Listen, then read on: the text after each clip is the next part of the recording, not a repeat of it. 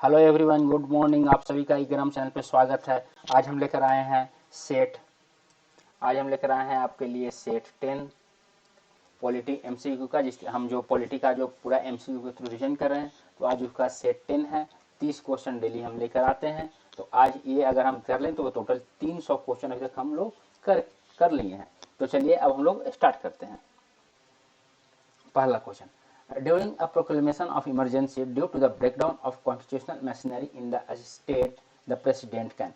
किसी राज्य में संवैधानिक तंत्र के कारण आपातकाल की घोषणा के दौरान राष्ट्रपति क्या कर सकते हैं?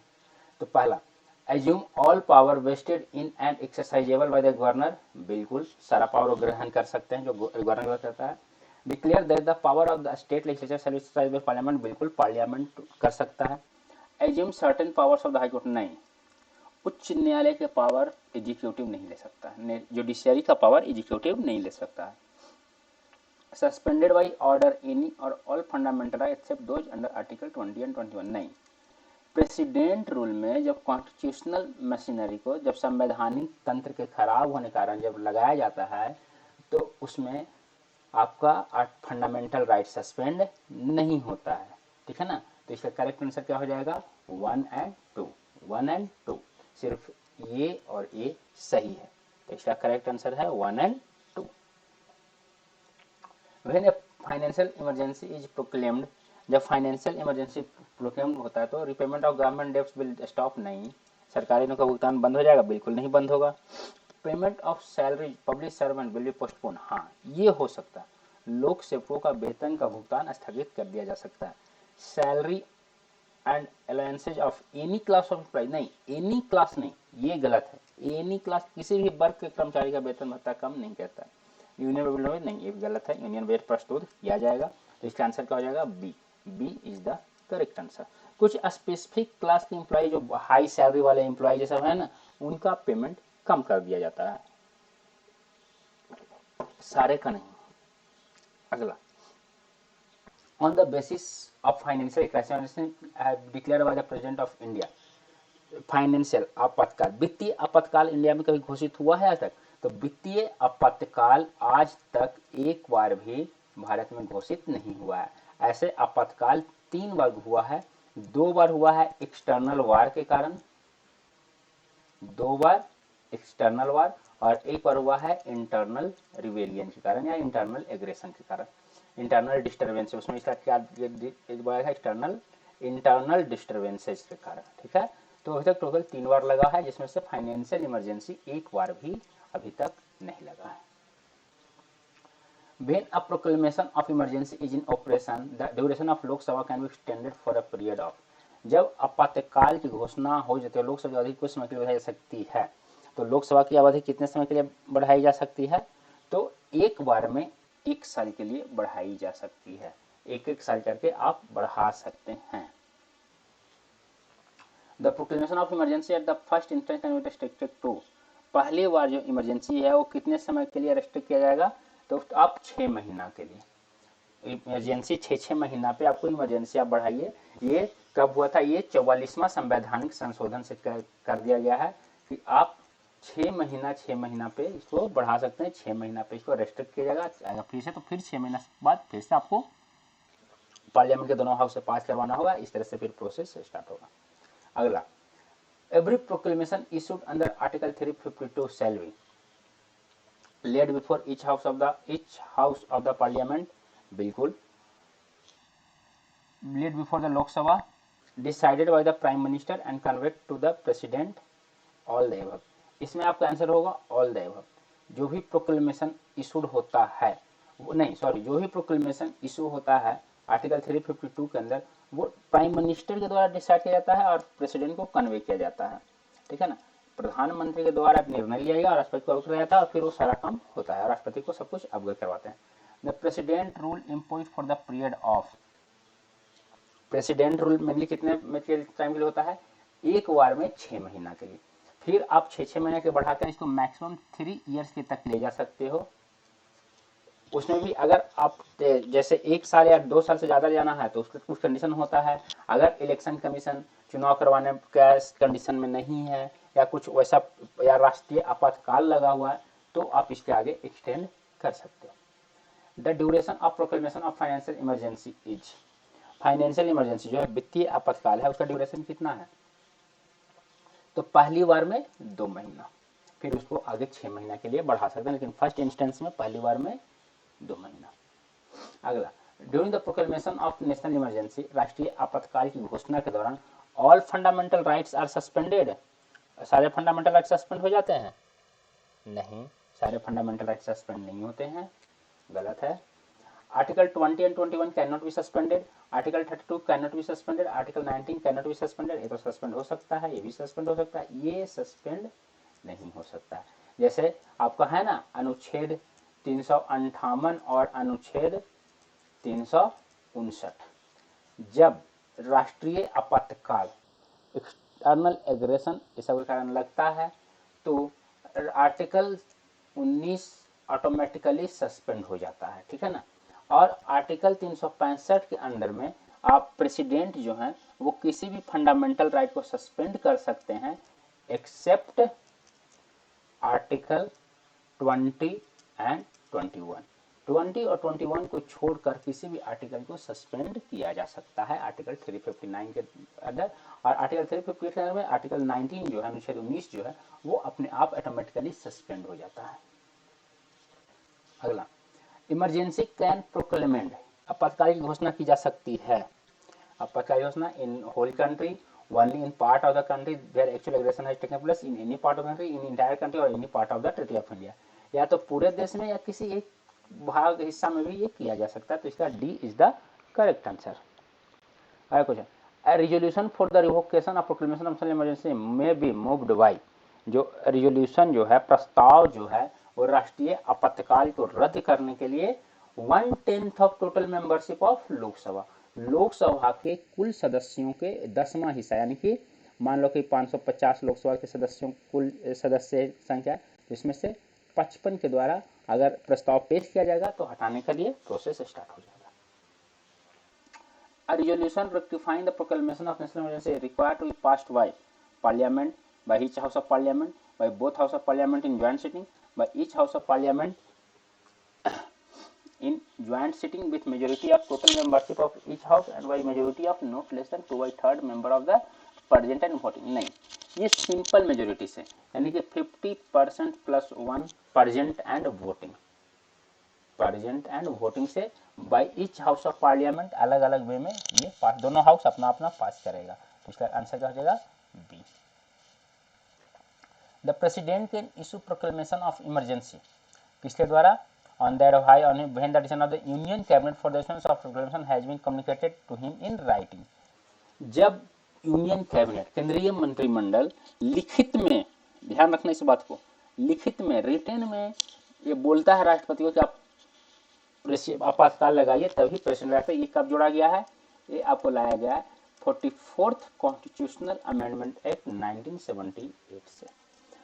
यही जो है पहली बार हमारे कॉन्स्टिट्यूशन में कैबिनेट वर्ड यूज किया गया, बस यही एक जगह पे अनुच्छेद 352 में, नहीं तो कहीं पे कैबिनेट वर्ड यूज नहीं हुआ है। Which of the following is a resultant of proclamation of national emergency because of war? जब युद्ध के कारण नेशनल इमरजेंसी होता है तो क्या क्या कंडीशन होता है? तो देखो, union government can give direction to state about how the use of the state is to be, बिल्कुल सही। केंद्र सरकार राज्य को निर्देश दे सकता है कि कैसा प्रयोग कर सकती का। Fundamental right stands automatically suspend, सारे फंडामेंटल राइट नहीं, सिर्फ आर्टिकल 19, तो गलत हो गया। राज्य विधानमंडल सस्पेंडेड नहीं, राज्य के विधानमंडल को सस्पेंड नहीं किया जाता है। Parliament can make laws with respect to, yes, राज्य सूची के किसी भी विषय पे संसद कानून बना सकता है, तो इसका आंसर क्या हो जाएगा? D, 1 and 4 is the correct answer.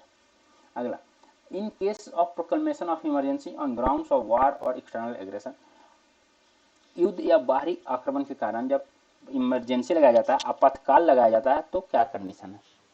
All fundamental rights will be automatically suspended, बिल्कुल नहीं, सिर्फ 19, आर्टिकल 19 अपने आप सस्पेंड हो जाता है।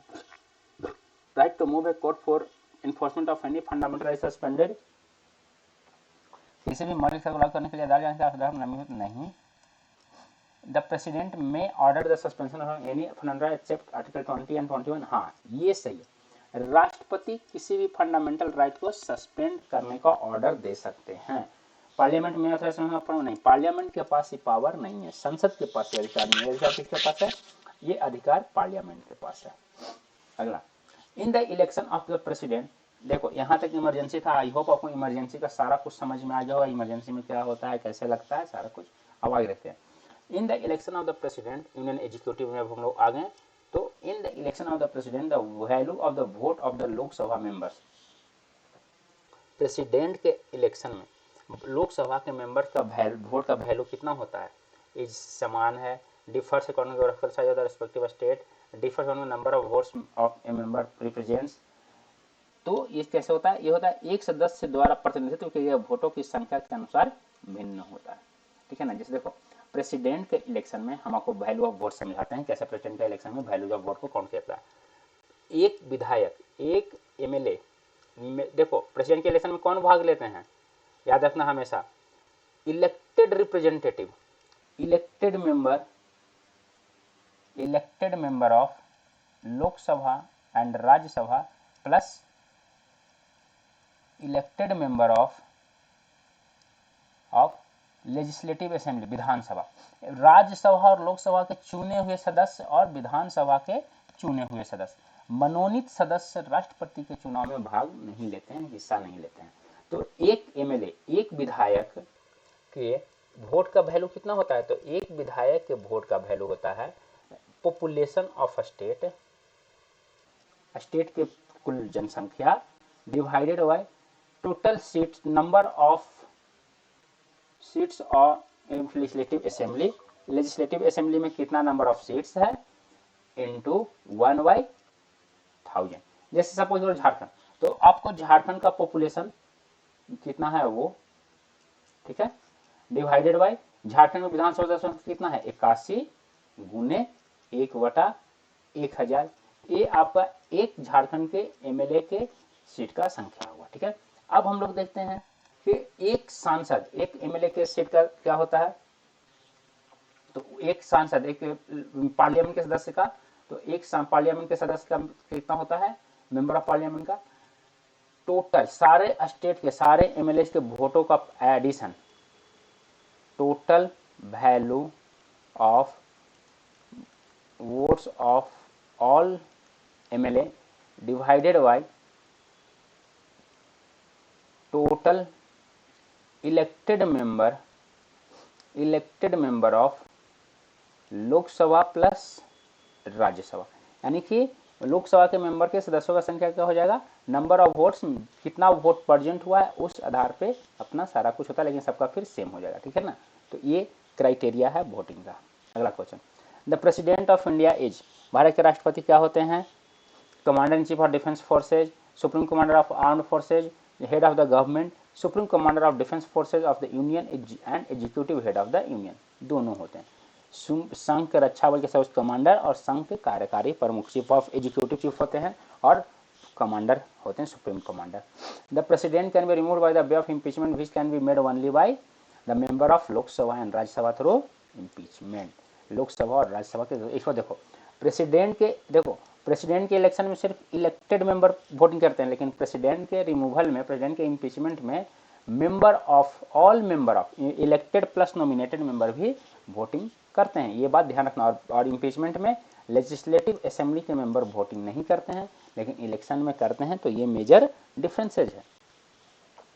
Which of the following statement is correct, the president may continue to be member of parliament even after assuming charge of the presidential, नहीं, जैसे ही प्रेसिडेंशियल उम्मीदवार नॉमिनेशन और अगर नॉमिनेट करने से पहले उनको रिजाइन करना होगा।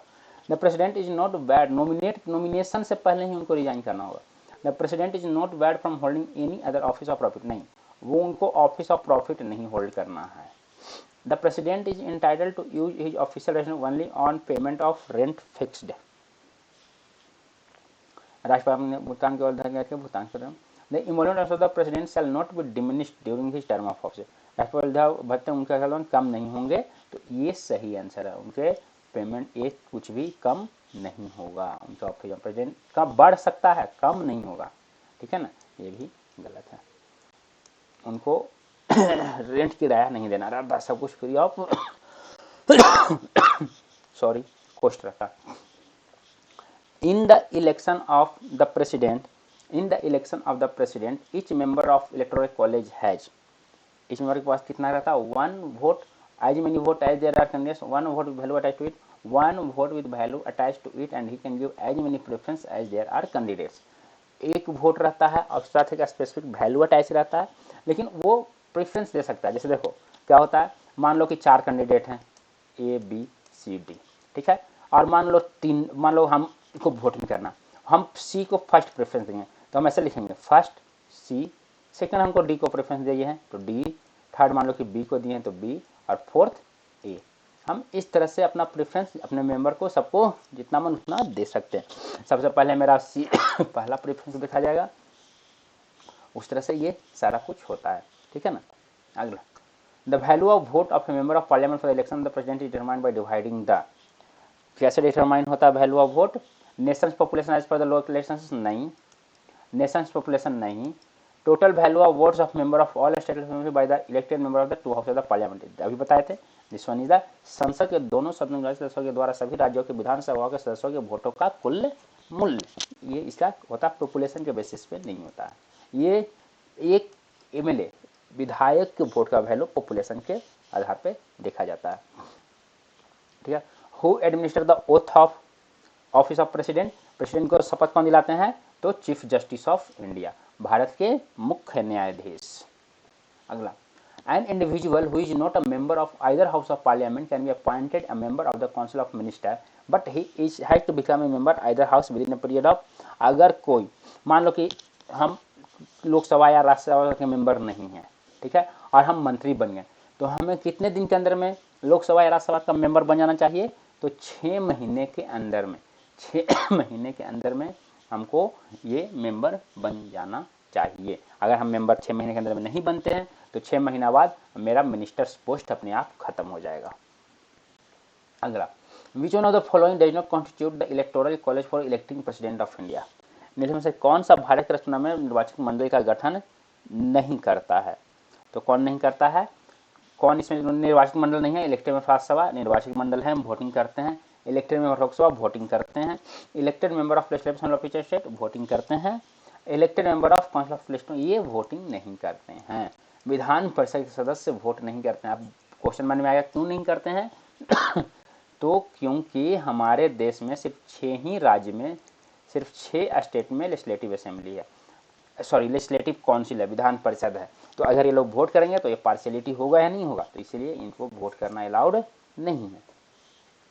अगला, who among the following enjoy the rank of a cabinet minister of the Indian union, भारत के इंडियन यूनियन में कैबिनेट का रैंक कौन एंजॉय करता है, किसके पास रहता है, तो deputy chairman of Rajya Sabha, deputy chairman of planning commission, secretary to government of India.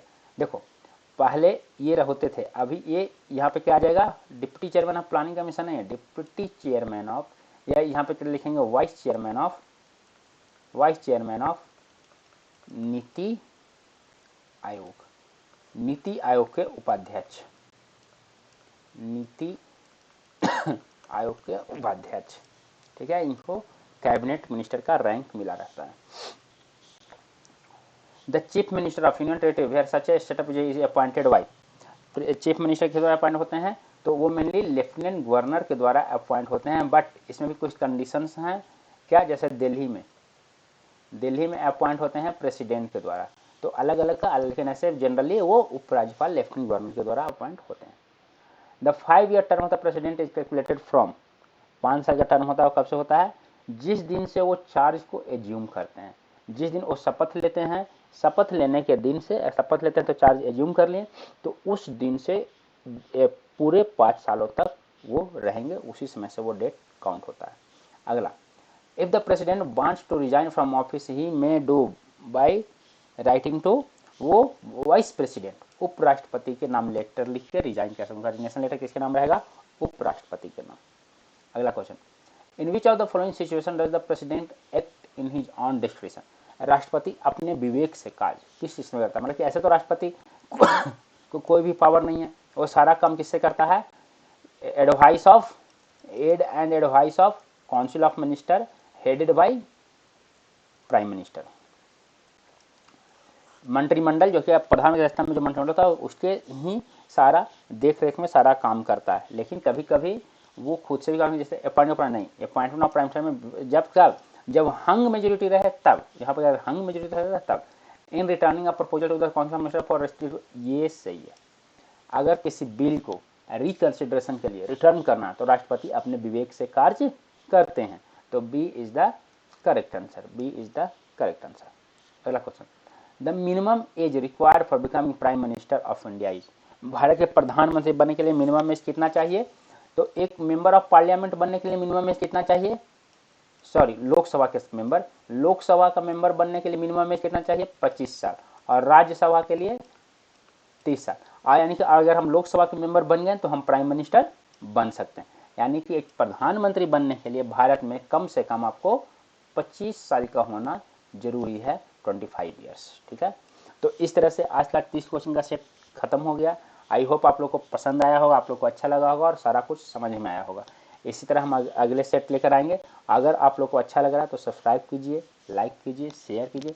आप हमारे टेलीग्राम चैनल से भी जुड़ सकते हैं। आप ऑनलाइन और offline classes, JPSC test series भी चालू है, आप इसके लिए भी ज्वाइन करने के लिए कंसल्ट कर सकते हैं। आपको हमारा व्हाट्सअप नंबर दिया हुआ, आप उससे भी कांटेक्ट कर सकते हैं। तो आज के लिए इतना ही, मिलते हैं अगले क्लास में। Okay, thanks.